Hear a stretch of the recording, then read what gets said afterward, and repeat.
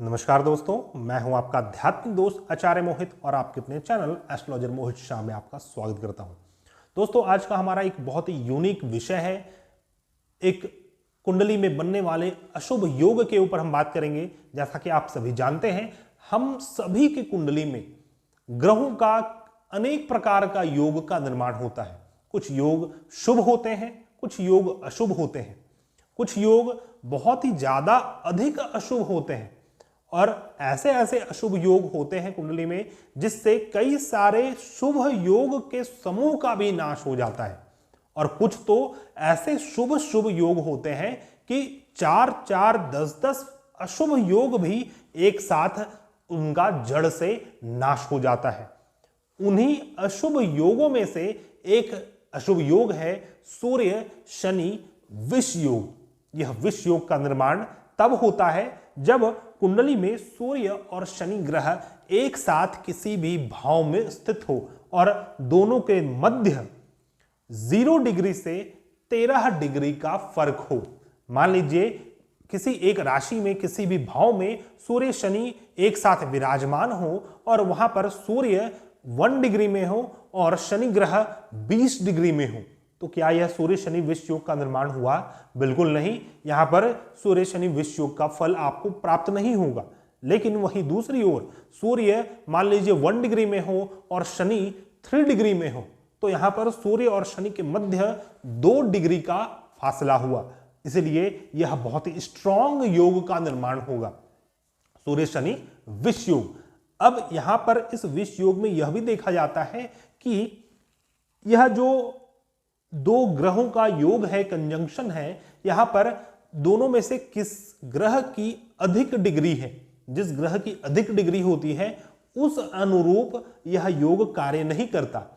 For example, सूर्य मान लीजिए 1 degree में है और शनि 3 डिग्री में है, तो विष योग का तो निर्माण हो रहा है, लेकिन यहां पर सूर्य का पलड़ा भारी है, अर्थात नुकसान अधिक शनि को होगा।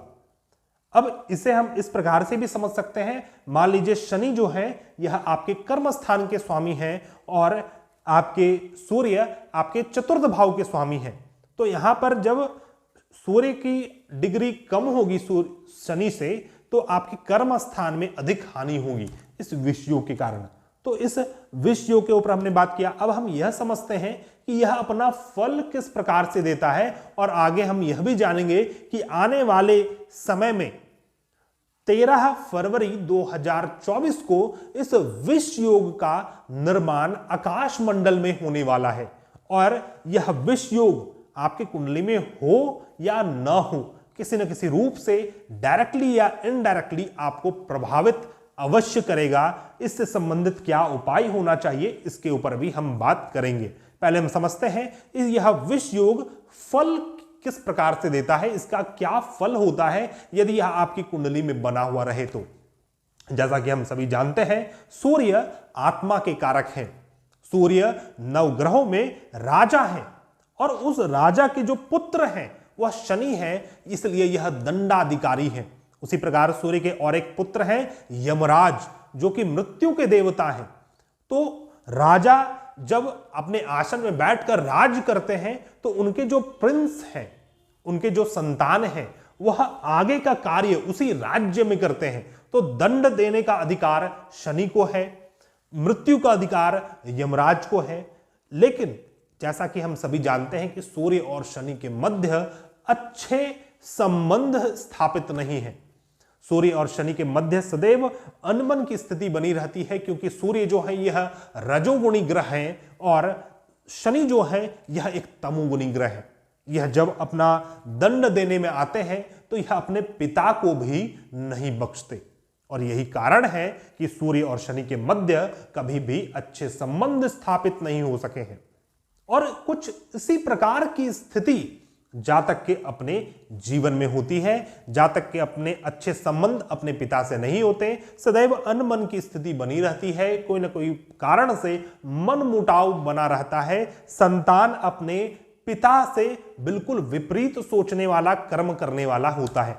अब यहां पर यह भी देखना आवश्यक है कि किस ग्रह की डिग्री कम है। मान लीजिए शनि की डिग्री कम है तो यहां पर सूर्य को अधिक लॉस होता रहेगा।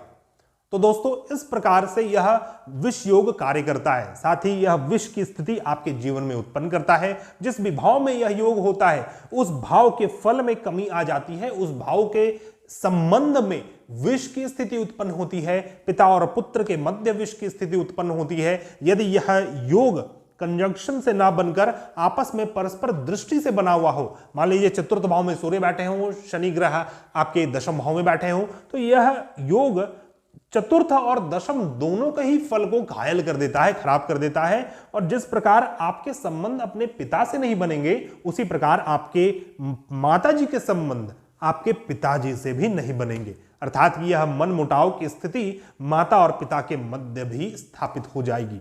दोस्तों सूर्य गवर्नमेंट है और उच्च अधिकारी है, तो सेम परिणाम आपको अपने गवर्नमेंट से और उच्च अधिकारी से प्राप्त होते हैं। गवर्नमेंट से कोई ना कोई कष्ट, कोई ना कोई परेशानी उत्पन्न होती है, उच्च अधिकारी से आपके अच्छे संबंध नहीं स्थापित हो पाते। और मान लीजिए सूर्य शनि के मध्य, सूर्य शनि के साथ ही कोई और एक पाप ग्रह बैठा हो, राहु बैठे हो, मंगल बैठे हो, तो स्थिति और भी अधिक दूभर हो जाती है। राहु की स्थिति हो जाने से आपके ऊपर कोई कानूनी कार्यवाही भी हो सकती है।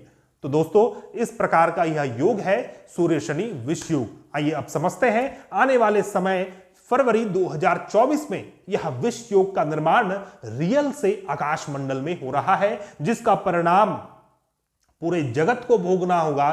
और साथ ही जिनके कुंडली में यह विष योग बना हुआ है उनके लिए स्पेशली यह अशुभ फल क्रिएट करेगा। इसलिए आपको सावधान हो जाना चाहिए और इससे संबंधित जो भी उपाय है, जो शास्त्रों में बतलाए गए उपाय हैं, उसे आपको अवश्य करना चाहिए। और सर्वश्रेष्ठ उपाय यह बताया गया है कि आपको खूनी नीलम रत्न धारण करना चाहिए। दोस्तों यह समय आ चुका है कि अब आप खूनी नीलम रत्न धारण करें, लेकिन खूनी नीलम सभी को धारण नहीं करना चाहिए। यह कुंडली देखकर बतलाया जा सकता है। आपकी कौन सी लग्न कुंडली है, किस राशि की लग्न है, उस राशि के आधार पर खूनी नीलम यदि आपको धारण करना है तभी आपको धारण करना चाहिए। अन्यथा इससे संबंधित अन्य और रत्न उपरत्न बतलाए गए हैं, जैसे कि एमेथिस्ट। एमेथिस्ट एक ऐसा रत्न है, या फिर स्पाइनल या गार्नेट जो वॉयलेट कलर का हो, इस प्रकार के रत्न को आप धारण कर सकते हैं। शिव की आराधना कर सकते हैं। भोलेनाथ शंभु में हर शनिवार को तिल अर्पण करें, सूर्य देव को जल अर्पण करें प्रत्येक दिन, इससे आपको काफी लाभ मिलेगा। दोस्तों विस्तृत जानकारी के लिए, विस्तृत लाभ और विस्तृत उपाय के लिए आप हमारे से कांटेक्ट कर सकते हैं। हमारा कांटेक्ट डिटेल्स आपको मेरे डिस्क्रिप्शन बॉक्स में मिल जाएगा। दोस्तों आशा करता हूं आपको मेरा यह एक छोटा सा विश्लेषण बहुत ही पसंद आया होगा।